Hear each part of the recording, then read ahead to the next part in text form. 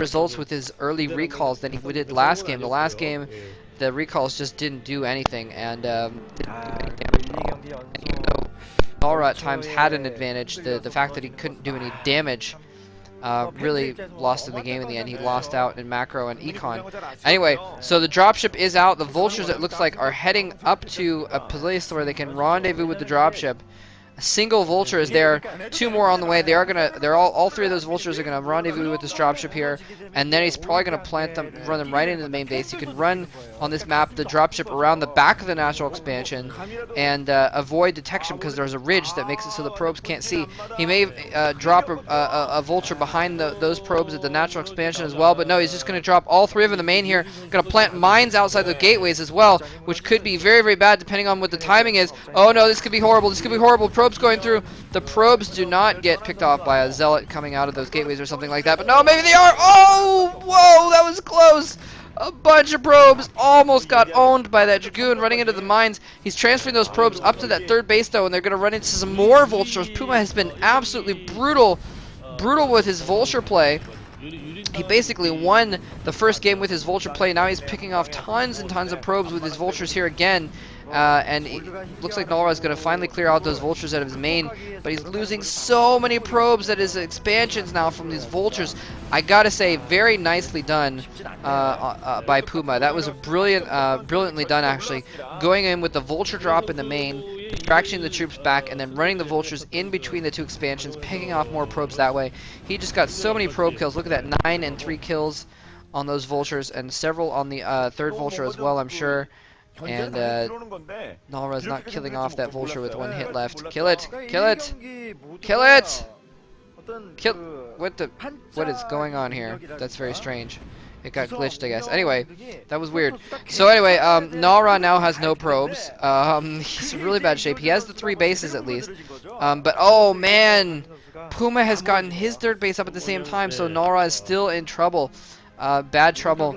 We could see Ro8 eliminated at the beginning of his group right here, and that would be absolutely tragic.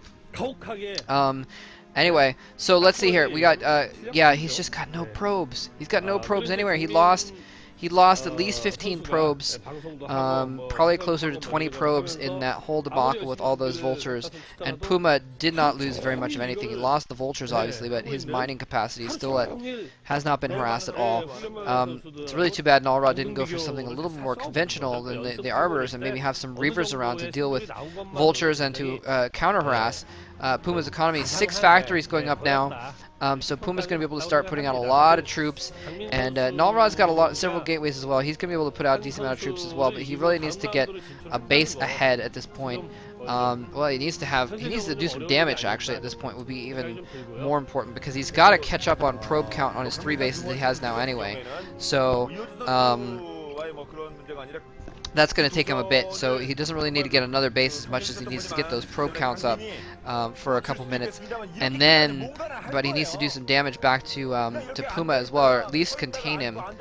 I mean, taking a base obviously wouldn't be a bad thing, but anyway, that dropship is still around. Somehow the dropship got out unscathed, and is going to be able to drop a few more vultures into the main base. Ro8 sees it this time. He's trying to run in here, pick off these mines. Those mines were just barely able to hold off those Dragoons from getting in close. He's got cannons in his natural expansion. Oh, Dragoon going after the dropship. He's going to drop the vultures right on top of the Dragoon, though. Zealots are in play, but they're not going to be able to do too much good against these vultures. Vultures too fast, are able to run away all the way around there, and there's cannons at his bases, but the vultures can still pick off probes even though those cannons are right there.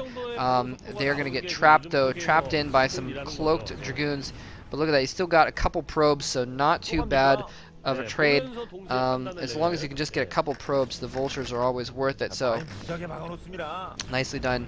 Ro8's got his base set up very well. Oftentimes you see the older players that don't have as many skills, they have to play more cleverer.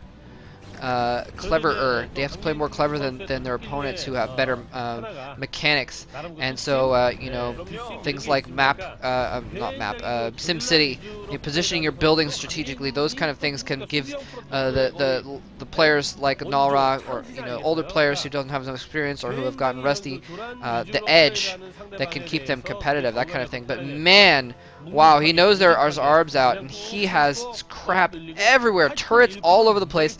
That third base at the bottom middle is totally, completely defended. He's got mines everywhere. He's got massive amounts of turrets, although a nice recall could theoretically get past there if he angled it right and drop forces excuse me, in amongst those SCVs and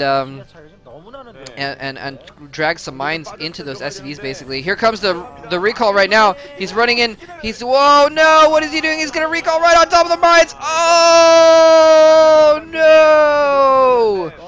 Huge instant puddle of blue goo.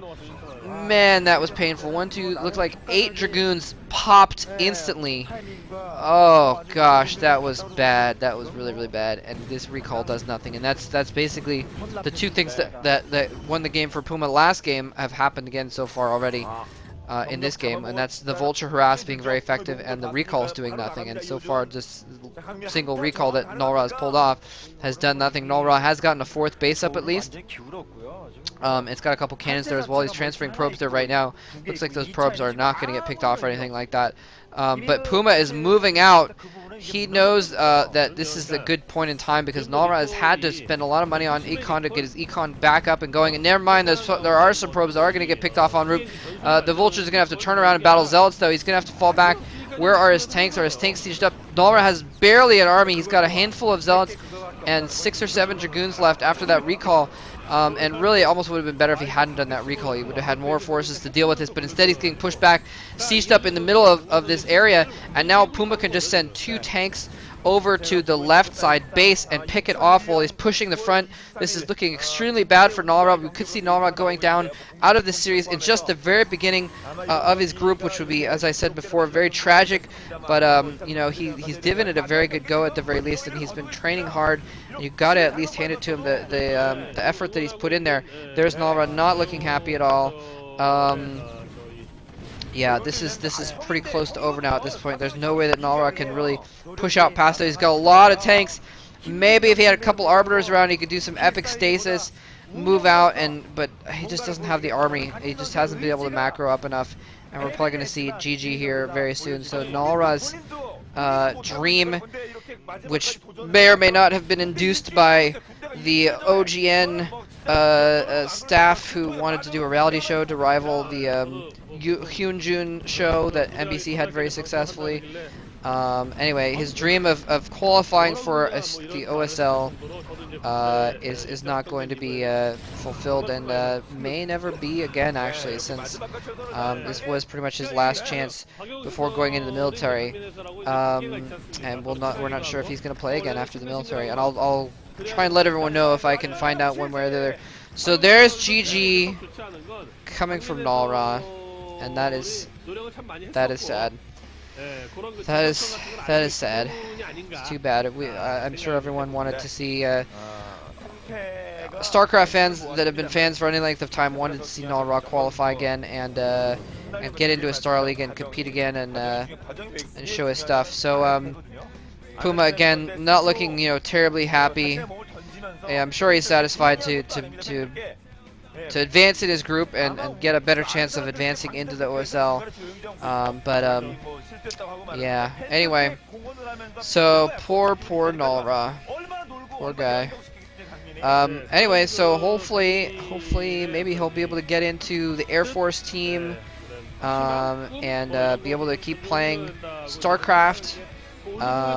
Otherwise, he may just be out of esports, at least for a couple years while he's in the mandatory military service that Korea requires of almost all males. I think under the age of, I think it's up, they have to serve before the age of 25 or 27 or something like that. Anyway, so here's the end of some other game that we're seeing just in time to see the GG. I don't even know who those players were.